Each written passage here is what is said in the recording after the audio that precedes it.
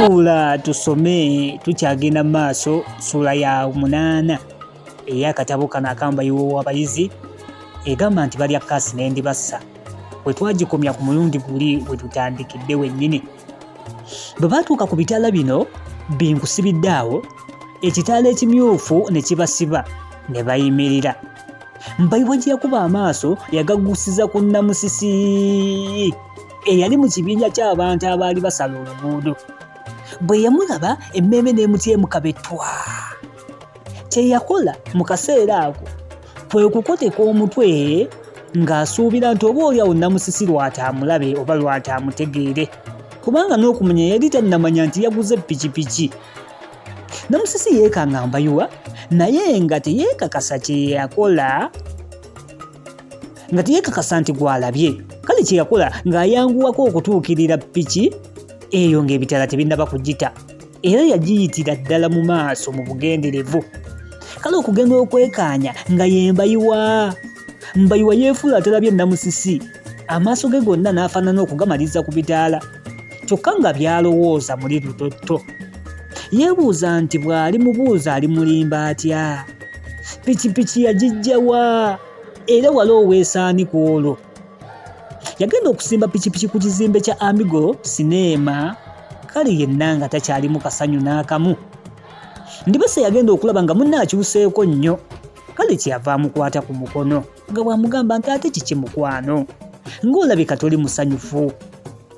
Bwe yawulira Ndibasa amuyisa eri amukwano, muli n'ajjirwa akasanyusanyu n'okweraliikirira okwa muli mu mmeeme ye ne kutoowolokoka. Ate bwe yalaba nga Ndibasa yennyini yamukutte ku mukono ne batambula nga bagenda okuyingira, wamma ggwe essanyu ne lyeyongera. Obugalo bwa Ndibasa obwali bwokereramu nga buweweera ate nga bugonda ng'akatto bwasanyusa nnyo Mbayiwa. Baatambulanga wano na wali, Mbayiwa n'asuuliza Ndibasa akaaso mpozzi alege ku bulungi bwe. Buli lwe yasuulangayo bw'ati eriiso muli ng'awulira empiima y'okwagala emusoya. Olw'okubanga nti ne Mbayiwa yali alabika bulungi bambi mu kikula kye ne mu nnyambala ye, ne Ndibasa yagendanga amwanjulira bawala banne nabo abaali bazze ate okulaba ekifaananyi. Mu kino okusooka ng'agenderera kubalaga nga bwe yakwana omulenzi omulungi, ate n'okubaguba ku mulenzi we olw'okubanga bandibadde bamanyi nti wuwe. Ekifaananyi kyagenda okuggwa ng'obudde bukunidde. Bwe baafuluma mu sineema, Mbayiwa n'alaba abavubuka banne abamu nga batambula bakutte baganzi baabwe mu ngalo, n'abandi mu biwato. Naye yali ayagala mpozzi akole bw'atyo, era yasoobya mpola omukono gwe ogwa ddyo nga bwe yeekengera okutuusa lwe yeevaamu n'amukwata ku mukono ogwa kkono. Naye yeewuunya nnyo okulaba nga Ndibasa tafudde nayo yadde okwesikaasikanya nti tonkwatako otyo, nga bawala abamu bwe bakola, so nga ate muli nga babeera bakyagala. Okusooka okwegaanyisa bw'atyo baba baagala mpozzi kulaga bulazi balenzi baabwe nti bawala bawombeefu so si bajjenjeero. Bwe baafuluma, Mbayiwa yasooka kuyimirira n'atunuulira Ndibasa mu maaso, n'assa emikono gye gyombi ku bibegabega bye n'amwenyaamu, era ne Ndibasa n'amwenya. Bombi mu kiseera ekyo ne bawulira okubuguumirira. Olwo Mbayiwa n'abuuza munne nti kaakati mukwano, nkutwala wa gy'oyagala okuliira ekyeggulo? Ku Ndibasa nti ku Dandi Restauranti, kubanga basiika bulungi enkoko yaabwe ate bagabana nnyingi. Mbayiwa n'agamba nti okay, tewali buzibu tugende. N'azinyisa katono ku maaso ge, ne Ndibasa agage n'agazinyisaamu katini bw'ati. Bombi ne bawulira essanyu lingi nnyo. Awo Mbayiwa we yatandikira okusembereza empolampola omumwa gwe ku mimwa gya Ndibasa. Ne Ndibasa n'agamba mu ddoboozi erijjudde akazigo n'ekyejo nti gwe nno. Mbayiwa mu guluboozi ogunene n'abuuza nti kikyote? Ndibasa eno nga bw'akubira katono ku nsingo era nga bw'atunuuliza Mbayiwa akaasa akajjudde omukwano n'ettigi, n'agamba nti oyagala kunkola ki? Mbayiwa n'addamu nti njagala kukunywekera ku mukwano. naye nfa okwagala ko Ndibassa nti saandiganye naye ggwe wano mu bantu.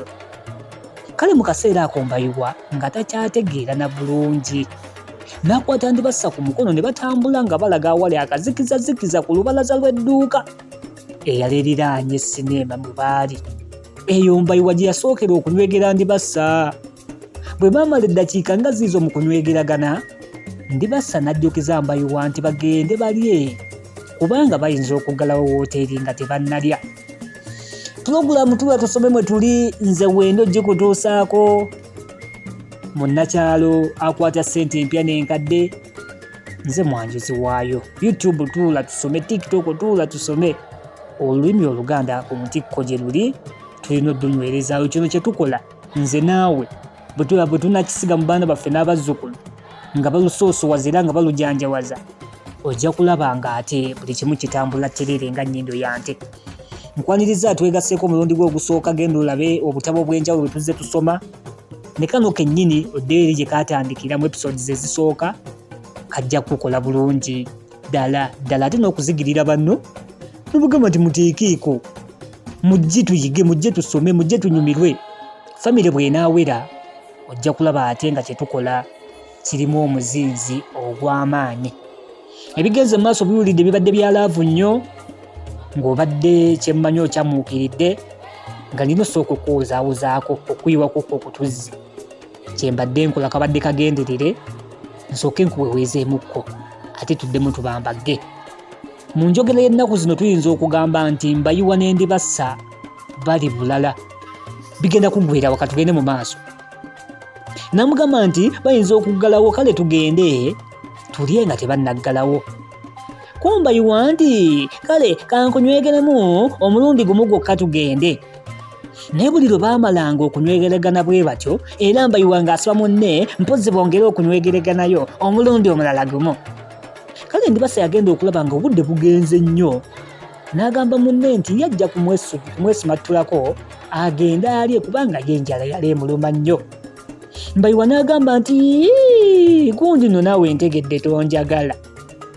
Ndibassa n'ayogeza ekitijji kingi nnyo, ndi olwaki nkwagala nnyo mukwano. Kale Mbayiwa n'amuddamu nti kale nno oba ng'onjagala katwongere okunywegeragana, wakiri akalundi kamu kokka bwe kati. Naye Ndibassa bwe yalaba nga Mbayiwa tayagala baveewo, kwe kumwesumattulako n'atambula.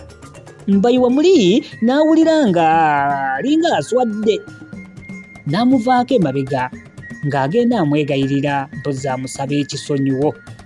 Ndibassa n'amugamba nti gira nno ntwale mu Daddy Restaurant, nze bambi enjala ennuma endi bubi, ate ndowooza banaatera n'okuggalawo. Olumu ne badda ku ppiki yaabwe ne bagidda ku ddiba, basibira ku ddandi. Naye olwali okusimba bati, Ndibassa n'alaba mmotoka ya muganzi we omulala nga naye esimbye awo, n'amanya nti naye ali mu kirabo ekyalya. Amangu ago n'agamba Mbayiwa nti owange nze jjukidde wano saagalawo. Ko Mbayiwa nti lwaki? Mbayiwa yayanjaza emikono gye gyombi n'abuuza mu ngeri y'okusoberwa nti lwaki? Ndibassa yaddamu atya, era bazzaako ki n'ebirala ebigwa mu ttuluba eryo. Lwaki tayagalawo? Ndibassa azzaako ki? Mbayiwa yayogeddewo ki? Abikkiriza bwe bamunyonyodde oba tabikkiriza? Bwe tujja okutandikira munzikirize nakati nkomaawo. Essuula ekyali ya 8 egamba nti balya Kassi ne Ndibassa. Bwe tujja okusimbulirawo wennyini tujja kakwata mpolampola, tetujja kapapira mpaka nga tukagjeemu ekinyusi. Tusisinkane mu episode egenda okubanga eddako awangaale ayisa abasajja.